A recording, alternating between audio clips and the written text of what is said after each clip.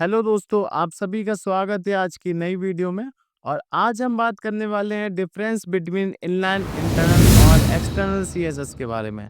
आज के वीडियो में हम देखेंगे कि इन तीनों सीएसएस में आपस में क्या डिफरेंस होता है और कौन सी सीएसएस हमको कहाँ पे यूज़ करनी चाहिए। तो सबसे पहले हम बात करेंगे हमारी इनलाइन सीएसएस की। तो जो इनलाइन सीएसएस होती है, उसको हम जहाँ पे हम अपना एचटीएमएल लिख रहे हैं, वहीं पे उसको लिखते हैं, ठीक है? तो जैसे कि मैंने यहाँ पे दे दिया कोई कलर देखते हैं इसमें ब्लू वॉयलेट, ठीक है? अब यहाँ पे मैं कोई टेक्स्ट लिख देता हूँ, दिस इज़ टेस्टिंग, ठीक है?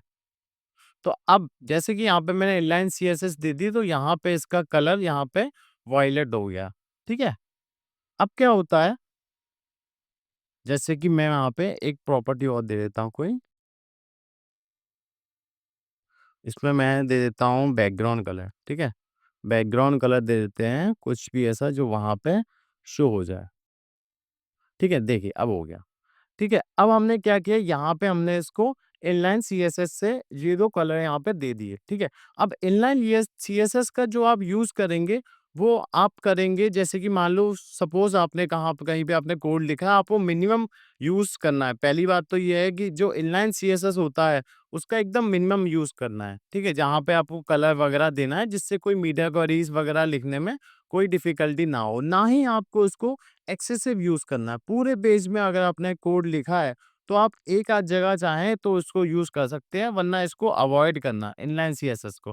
क्योंकि इसकी प्रायोरिटी सबसे ज़्यादा होती है। यहाँ पे दी गई प्रॉपर्टी आप कहीं से ओवरराइड नहीं कर सकते, ठीक है? इनलाइन सीएसएस की सबसे ज़्यादा प्रायोरिटी होती है, फिर इंटरनल सीएसएस की होती है, उसके बाद एक्सटर्नल सीएसएस की होती है, ठीक है? तो इसको आप इग्नोर करना कि आप इनलाइन सीएसएस का यूज़ एकदम मिनिमम या फिर करें ही ना, ठीक है? अब हम आ जाते हैं इंटरनल सीएसएस के बारे में। अब इंटरनल सीएसएस में होता है ये है कि जब आपको सीएसएस देनी हो और आप उसी पेज में सीएसएस लिख दें, तो वो हमारी हो जाती है इंटरनल सीएसएस। तो उसको कैसे लिखते हैं? आपको उसमें हेड के अंदर लिखना होता है स्टाइल टैग लगा के कुछ भी सीएसएस, ठीक है? जैसे कि मैं यहाँ पे दे देता हूँ कलर, पैराग्राफ मैंने दे रखा है और यहाँ पे मैंने उसको दे दिया कोई भी कलर, जैसे कि ग्रीन दे देते हैं, ठीक है? अब जैसे मैंने इसको यहाँ पे ग्रीन दिया, तो अब यही कलर का हो गया हमारा ग्रीन, ठीक है? अब हमने देख लिया इनलाइन सीएसएस और हमने देख लिया इंटरनल सीएसएस। इंटरनल सीएसएस में हमने देखा, हमने उसी पेज को चेंज नहीं किया, हमने सीएसएस उसी पेज में सिर्फ हेड के अंदर लिख दी, ठीक है? हमारा ये होता है हमारा इंटरनल सीएसएस। अब हम लास्ट में बात करते हैं एक्सटर्नल सीएसएस की।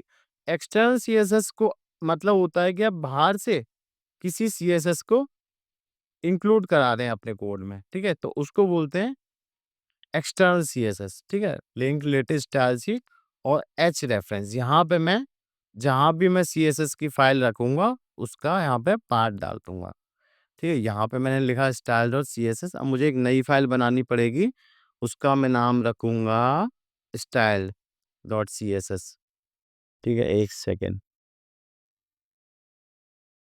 स्टाइल डॉट सीएसएस, ठीक है? अब आ गया।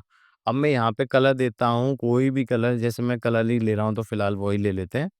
कलर हमारा सॉरी, मैंने प्रॉपर्टी का नाम नहीं लिखा, इसका एलिमेंट का। यहाँ पे कलर मैं ले लेता हूँ कुछ यूनिक सा, ताकि हम डिफरेंस देख पाएँ, ठीक है? और जैसे कि यहाँ पे इंटरनल में मैंने ग्रीन लिया था, अब मैंने एक्सटर्नल लिया है, तो यहाँ पे क्या किया, पिंक दिया है, ठीक है? अब मैं आपको एक बार डिफरेंस बताता हूँ। मान लो यहाँ पे आपने कलर दिया इसका कुछ, एक सेकंड, यहाँ पे इसको हमने कलर दिया ऑरेंज। आपको क्या लगता है, मान लो मैं यहाँ पे ऑरेंज कलर दिया, आपको अब क्या लगता है कि वो कौन-सी सीएसएस का कलर लेगा? यहाँ पे हमने एक्सटर्नल लिया पिंक और यहाँ पे लिया मैंने ऑरेंज। तो अब जो कलर लेगा, उसको वो लेगा हमारा ऑरेंज। और ऑरेंज क्यों लेगा? क्योंकि मैंने आपको अभी बताया था कि इनलाइन सीएसएस की प्रायोरिटी हमेशा ज़्यादा होती है, तो हम इसका लीस्ट यूज़ इसलिए ही करते हैं, ठीक है? आपने मान लो बड़े प्रोजेक्ट में आपने देखा होगा, आप एक्सटर्नल सीएसएस पे ही काम करते हो। जो मेजरली सीएसएस आप लिखोगे, वो एक्सटर्नल सीएसएस में लिखोगे और बाय चांस आपने यहाँ पे लिख लिया, इनलाइन सीएसएस लिखते गए आप, तो आपको फिर मैनेज करने में दिक्कत आएगी। तो मैनेज करने के लिए आपको क्या करना होगा, आप चाहते हो कि मेरी यही वाली सीएसएस आए, तो आपको वहाँ पे इम्पोर्टेंट देना होगा, ठीक है? तो आपकी जो सीएसएस आपने एक्सटर्नल में ली है, वो इनलाइन को हटा के अपने आप को बढ़ावानेगी, ठीक है? बट क्या होता है, इम्पोर्टेंट का यूज़ नहीं करना चाहिए आपको, एक्सेसिव यूज़ नहीं करना चाहिए। मान लो आप ऐसे इम्पोर्टेंट दोगे, फिर आपको दोबारा किसी को प्रायोरिटी देनी होगी, फिर आप इम्पोर्टेंट दोगे, तो ऐसे क्या होता है, इसका मिनिमम यूज़ करना चाहिए, स्पीड वगैरह में भी इश्यू क्रिएट करता है, ठीक है? तो ये 3 तरह की सीएसएस होती हैं और मैंने आपको प्रायोरिटी भी बता दी है। ठीक है? कि इनलाइन की सबसे ज़्यादा प्रायोरिटी, फिर इंटरनल, फिर एक्सटर्नल, ठीक है? इंटरनल आप यूज़ करेंगे जैसे कि आपको पर पेज पे डिफरेंट सीएसएस का यूज़ करना है, उस केस में हम इंटरनल का यूज़ करते हैं, ठीक है? बड़े प्रोजेक्ट्स के लिए जनरली आप एक्सटर्नल सीएसएस का यूज़ करेंगे। तो अगर आज की वीडियो से आपको वैल्यू मिली हो तो प्लीज़ लाइक, शेयर और सब्सक्राइब कीजिए। मिलते हैं अगले वीडियो में। Thank you.